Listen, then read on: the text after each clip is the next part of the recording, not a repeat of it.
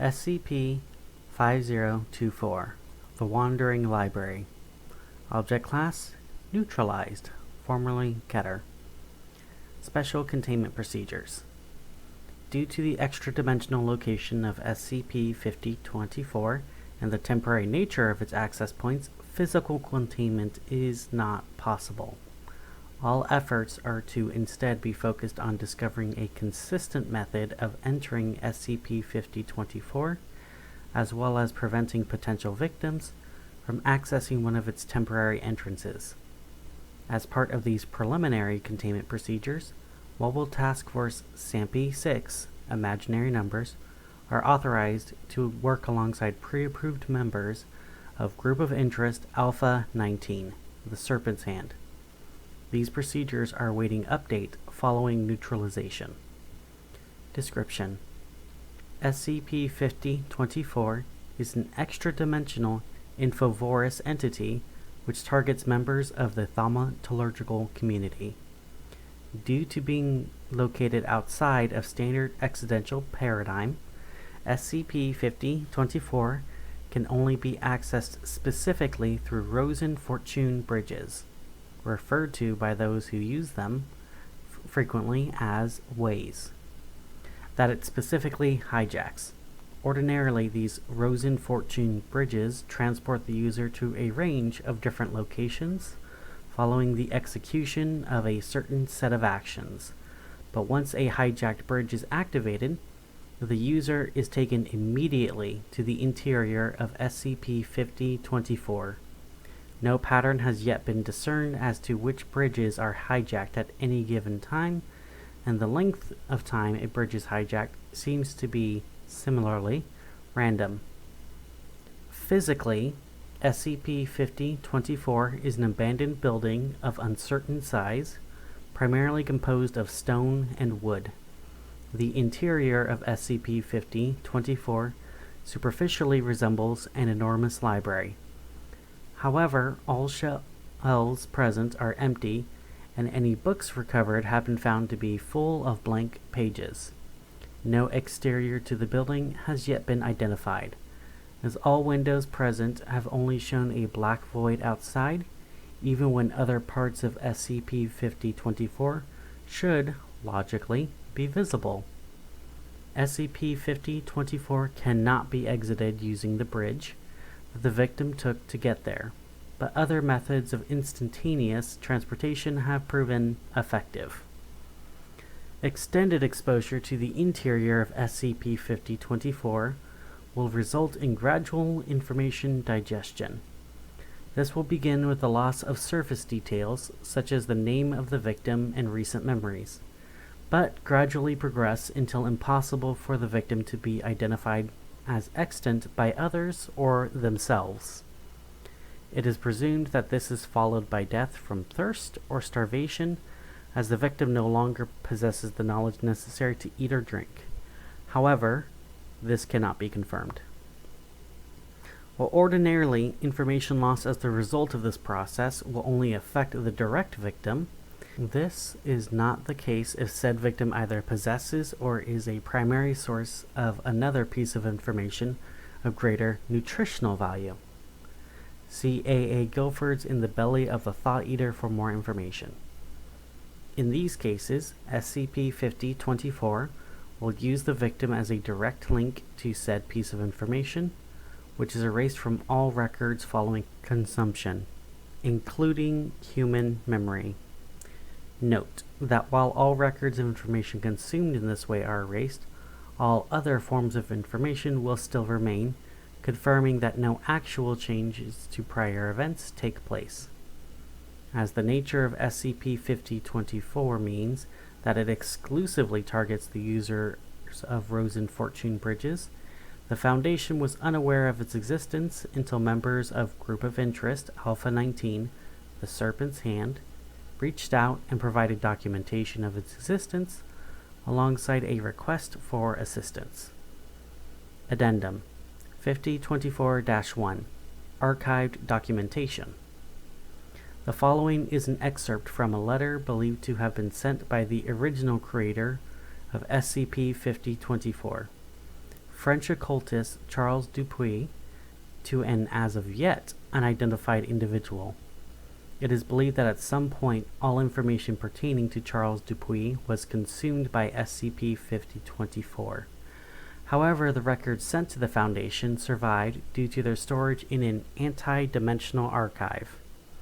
See file on Person of Interest 1832, the Worldmaker Yosef. My comrade in the pursuit of truth. I find myself agreeing with you more and more when I watch the masses mill about the Wanderer's Library. It is a true shame that what was a den of learning has fallen to, when that knowledge is put into the hands of those unqualified to properly use it. What can it yield but disaster? It is troubling in the extreme. With this in mind, and with your suggestion in our last meeting, I've been thinking about how I can best help the cause on. It cannot be helped now that the library is abandoned. The well of knowledge there is poisoned by unworthy hands. But as a schematic, the value of that place cannot be denied. The Wanderer's Library is, of course, now worthless. But must another library be the same? Surely, if we but craft a similar space, and set it to stock its shelves by its own will, we could achieve a resource of equal worth, but in short time. I've set upon the preparations already. When next we meet, I would appreciate your thoughts on the matter. Charles Dupuy. Additional resources sent by GOI Alpha 19 includes numerous thaumaturgical blueprints for the creation of a self-maintaining extra-dimensional space, as well as a list of previously hijacked Rosen Fortune bridges. Upon analysis of this information, and a consensus among the command staff, that the continued existence of SCP-5024 posed an unacceptable threat to historical consistency, the order to neutralize SCP-5024 was approved. In order to receive more information to expedite this task, cooperation with members of GOI Alpha 19 who had sent the information was approved. Due to their existing familiarity with the occult community and prior experience with thaumaturgical threats, this mission was assigned to Mobile Task Force SCP-6. Imaginary numbers. Addendum 2, Negotiation Log. On March 2nd, 2020, in order to share information and negotiate cooperation, members of MTF SCP-6 met with members of GOI Alpha 19 at the ECAP Al-Ifak in Rome, a space adjacent to the Café de la Paix. Attending individuals MTF SCP-6. MTF SCP-6-1 Michael Flamia, commander of MTF SCP-6 with prior experience with a range of occultist groups due to activities during youth. MTF SCP-6-2 Sarah Locke, expert in transportation techniques from a range of thaumaturgic disciplines, primarily responsible for extracting MTF SCP-6 from a location when the need arrives. MTF SCP-6-3 Aboli Buell, trained in primary offensive thaumaturgy, including Pythagorean disassembly and a number of Gygax-derived attack techniques, responsible for neutralization of threats not vulnerable to conventional combat. MTF SCP-6-4 Tyra Jansen, trained in a range of divination techniques including geomancy, hydromancy, aeromancy, chiromancy, and spatulamancy, responsible for reconnaissance in the field. Attending individuals from GOI Alpha 19, Serpent's Hand. Person of Interest 2232, Jack, reality-bending entity of unknown capabilities, wounded under various names for a number of petty crimes worldwide. Inconsistent appearance, generally appears as a young male with bright red hair. Person of interest 2233. Believed interdimensional traveler. Though outwardly human, it is believed her psychology and inner biology are significantly different. Person of interest 2234. Red 832. One of many replica homunculi of Person of interest 299. Red. Upon creation, was assigned to mastery of Athenian combat pyromancy. Bald, red-skinned humanoid.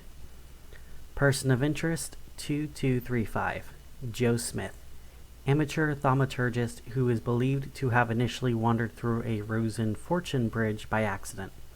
Intelligence suggests they are employed as a mathematics teacher and are a father of two.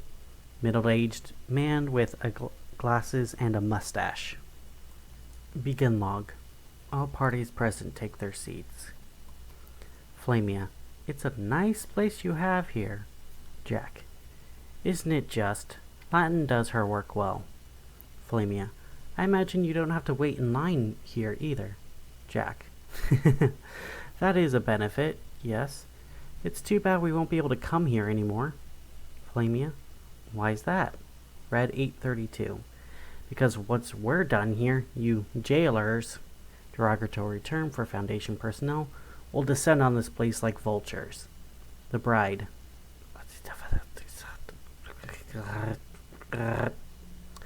Jack. Well, maybe not in so many words, but that is a concern. Joe Smith. Boy, this is some good coffee. Flamia. I understand. Lock, right. In exchange for your cooperation in this matter, the Foundation is willing to offer further leniency to venues like this, where normality is not impacted. 832. Are you reading that off of something? Locke. I'm not. No. Buell. She just has it memorized. Was reading it to herself the whole way here. Jansen. Locke. A little bit of professionalism, please. It isn't too difficult. Jack. Leniency. That's a tricksy word. I should know. I use them a lot. Exactly how lenient are you going to be? Flamia. We won't interfere at all unless the general public starts to notice you. Jack. How generous. The bride.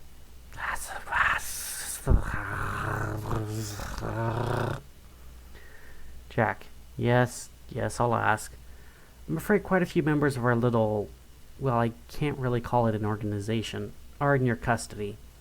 I don't suppose they could walk free. Flamia. That would depend on who you're talking about. Jack. Neo-Odin? Flamia. Absolutely not. Jack shrugs. Didn't think so. Hate the guy anyway. Joe Smith. Wait, which one is he? Red 832. The robot. Oh. I didn't like him either. He was a real bad apple. Locke. If we could get back on topic, due to your familiarity with SCP-5024, Jack sits up and points at Locke. Oh, did you hear that? They've given it a number. That's so official. The bride. Pause. Jack sits back down. Jack clears throat. Please continue.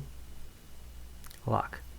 Due to your familiarity with SCP-5024, the Foundation would like to enlist your cooperation in a joint mission to enter the anomaly in question and neutralize it. Red 832. How? Buell. Oh, we've got a way. Don't you worry. Jansen. Red 832. Which is? Flamia. You'll have access to that information once we have you on board. Security reasons. Pause. Jack, before we agree, I have a question. Flamia. Of course. Jack. We're technically Foundation employees for a little bit if we agree to this, right? Do we get a code name? What's our code name going to be? Pause. That's a yes, by the way. End log. Addendum 3. Neutralization Log.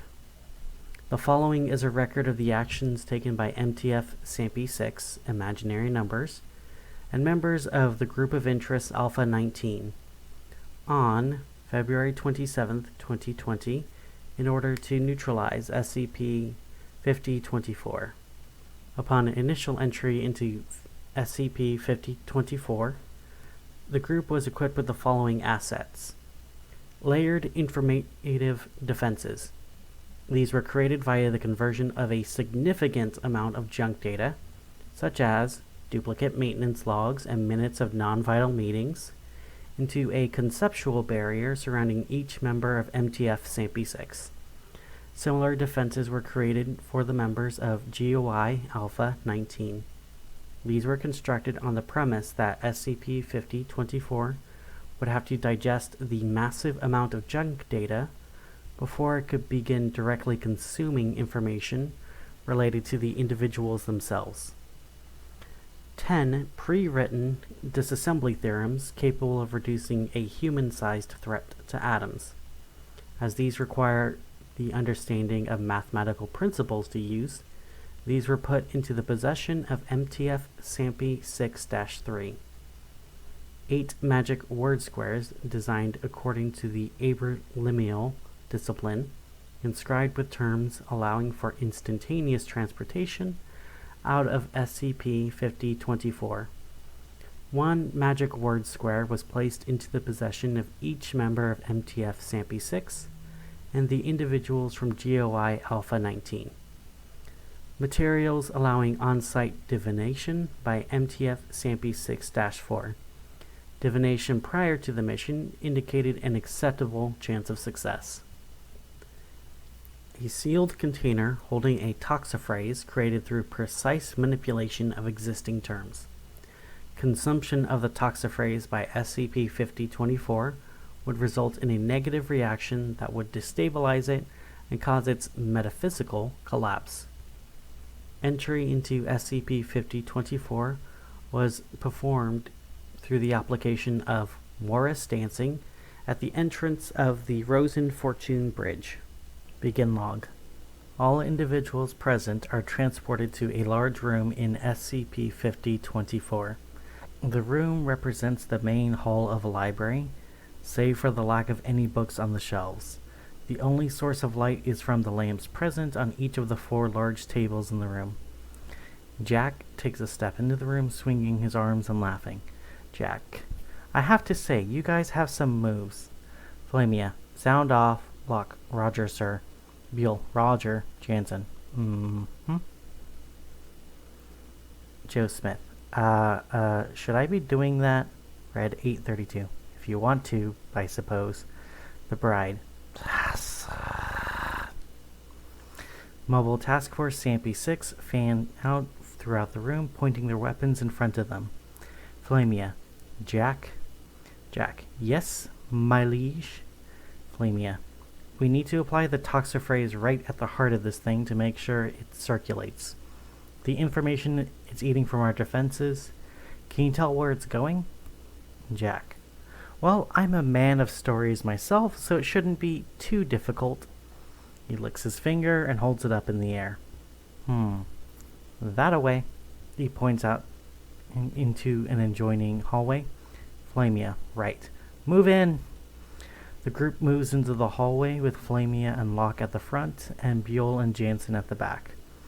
The members of GOI Alpha 19 march between them. Jack: this place is really so very interesting. Invisible roots sucking up the information, dragging it kicking and screaming through the hallways like veins, which, of course, implies the existence of a heart. I'm really having a good time, you guys. Joe Smith: Jack? Jack: yes, my erstwhile comrade. Joe Smith: I'm just thinking, how much good am I going to do here? I mean, I have to pick up my kids by 3, so... Locke turns to look at them. Locke: we were told you were combat ready. Jack: that he is. Don't you worry your little heads. Quietly to Joe Smith: it's fine. Don't worry about it. I'll see you right, bud. Jack suddenly stops.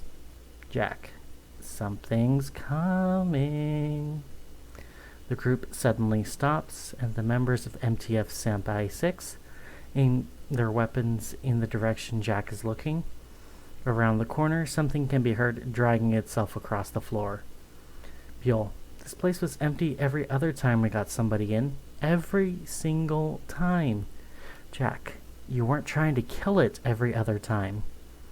A misshapen, wet hand appears from around the corner, and the owner of the hand uses it to drag itself into view. The technical specifications of the Model M Ford shamble around the corner, clicking and gurgling. It reaches out with its other hand. Buell, rubbing eyes.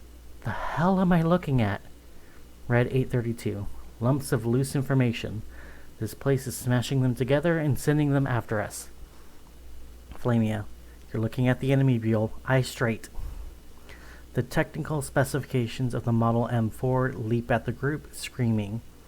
All members of MTF Senpai 6 fire upon the specifications, and they fall down to the ground, leaking a dark green liquid. Jack. I don't think this will be as simple as you expected. Flamia. Murphy's Law, my friend, Murphy's Law. Best to expect this sort of thing. Locke. Bullets work at least. The Bride. Jack. No, not yet. Looks up. There are more. Jansen presses a button on her collar, and it emits a high-pitched screech. All parties present turn in their direction. On the side of the hallway she is facing, the name, date, birth, and child memories of Jacob Holt are charging forward, shivering heavily and laughing. Flamia. Fire! All members of MTF Senpai 6 fire upon the attackers, but they are considerably more resistant to bullets and take several seconds to go down. At the same time, the wall to the side of them bursts inwards, and the executive order of William Henry Harrison begins forcing its massive body through the gap with two of its grasping limbs. Buell. Fuck me! Red 832 retrieves a candle from their jacket pocket, lights it, and waves a hand. The flame instantly disappears from the candle, and the executive order of William Henry Harrison bursts into flames instead, being reduced to ash in the space of a few seconds. A moment later, the candle in Red 832's hand also decomposes into ash.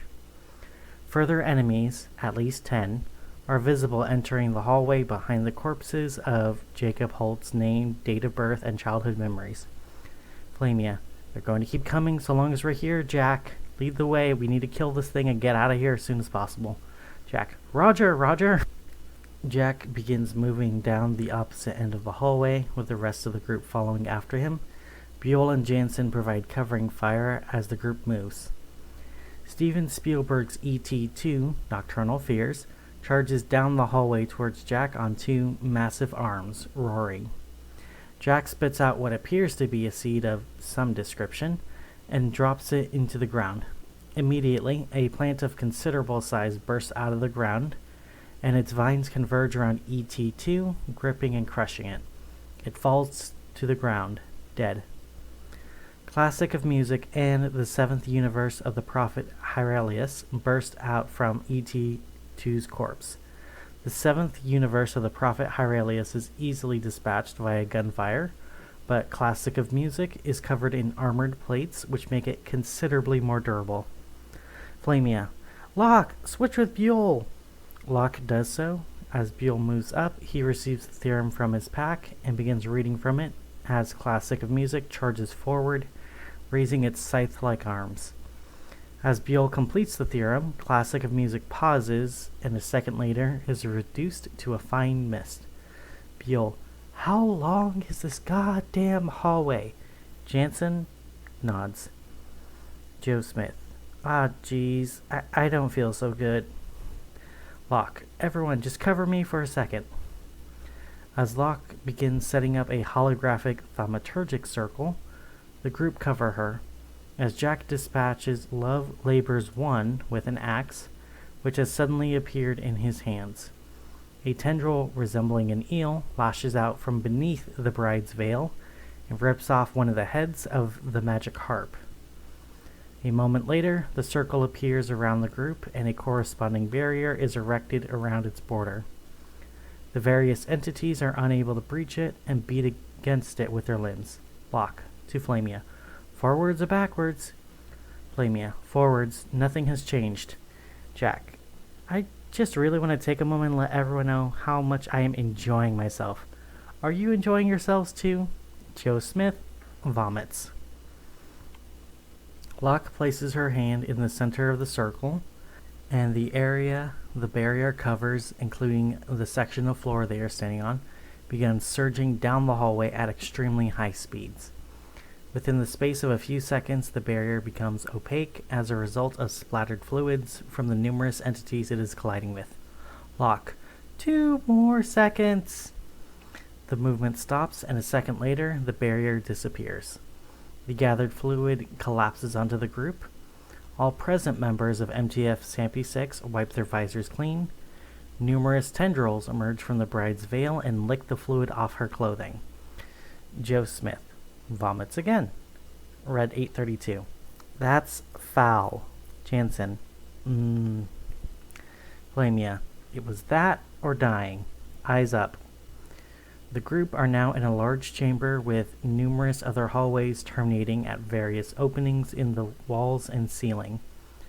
The room is lined with empty shelves, and strings of lights are visibly flowing from the shelves to an object hovering in the middle of the room.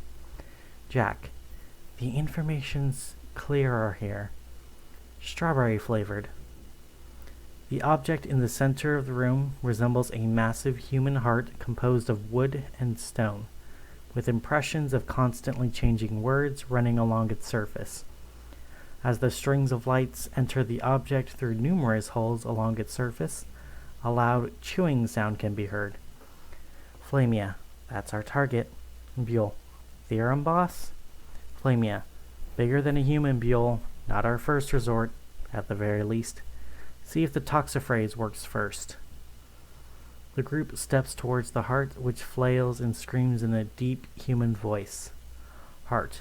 The boiling point of lemonade is 100 degrees Celsius. The House of Habsburg is believed by the public to have died out in the 18th century. Walt Disney was born on the 5th of December, 1901. I.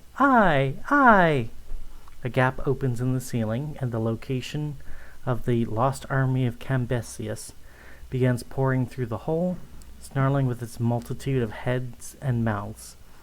It lashes out with a tentacle and tears off the bride's left arm.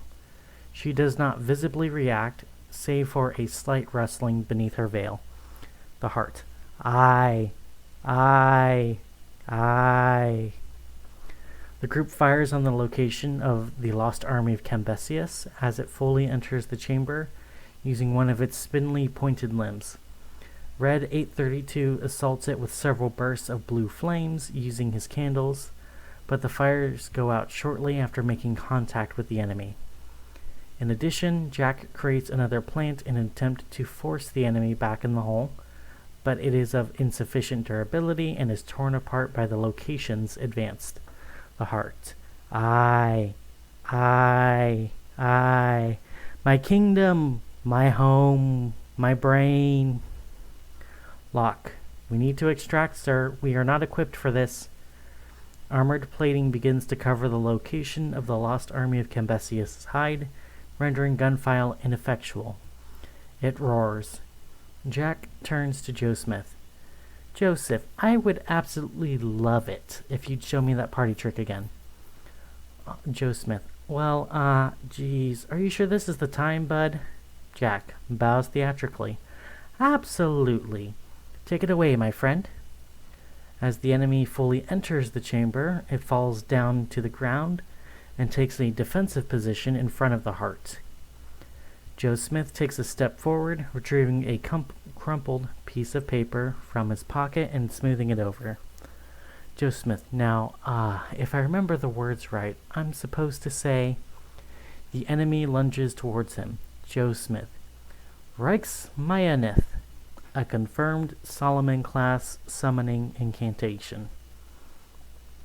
As bright red light engulfs the chamber, and the location of the lost army is sent flying backwards into the wall, where it collapses into a quivering mass.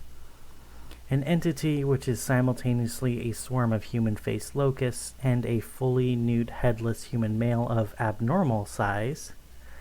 Due to the simultaneous nature of the entity, personnel transcribing this part of the recording have reported high amounts of nausea. Is standing in front of Joe Smith. A moment later, it charges towards the mass on the other side of the room and begins physically tearing apart with its jaws and/or hands. The chamber, as well as the extra-dimensional space, are collapsing as chunks of wood and stone fall from the ceiling and the floor breaks apart, revealing a black void underneath. The heart screams loudly, shifting its appearance to resemble the face of Charles Dupuis. It gnashes its teeth and flails wildly as the chamber continues to collapse. Heart. Mine, mine, mine. Lock. It's over. We're extracting. Red 832. No. This place will just reform if we leave it. We need to finish the job. Flamia. You lot extract. I'll finish the job here. Jack. Stepping forward. Well, forgive me if I'm out of turn, which I usually am. Haha. But it seems that as a denizen of the library, it'd be good for me to finish this piece of library business. Eh? Flamia. I see where you're coming from, friend, but the garden is the Serpent's place. Jack. Ah, thought I recognized you. Good luck to you, then.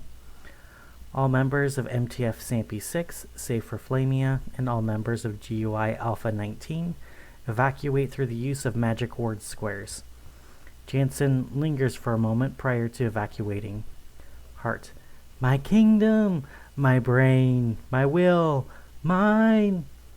Sealed container in hand, Flamia runs towards the heart, dodging out of the way of numerous chunks of rock and informative entities that fall from above. Heart. Mine!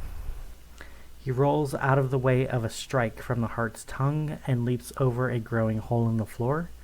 Reaching the other side, he grabs onto the heart by the eyelid with one hand, while the other holds the sealed container.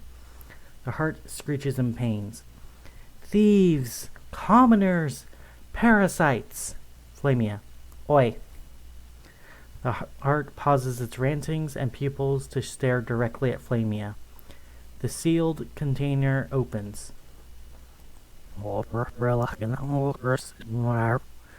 Dickhead. Video lost. End log. The destruction of SCP-5024 extra-dimensional space was confirmed immediately after. As the consequences of existing outside of a specific universe are variable and inconsistent, Michael Flemia has been declared missing in action, pending confirmation of his status. Addendum 4. Further exchange with Group of Interest Alpha 19. Although the members of GUI Alpha 19 left the area with haste, shortly following their emergence from SCP-5024, the Foundation received further communication from them a week later in the form of several objects that appeared within Site-22. The objects consisted of a coiled-together eel which regenerates any physical damage within the span of several seconds, tentatively designated SCP, a candle, which, when lit, does not go out with direct interference on the part of the one who lit it, tentatively designated SCP, a small spider-like creature which cures any physical condition affecting the bowels within its range, tentatively designated SCP, and finally, a genetically normal dairy cow. They were accompanied by the following note. We really do appreciate everything you've done, but some of our comrades don't look on our little alliance so happily, so it's best we don't meet face to face again. Still, we had fun. Don't you worry though, we'll find your boy. J. Attempts to trace the current location of person of interest 2232 Jack and his subordinates have proven unsuccessful.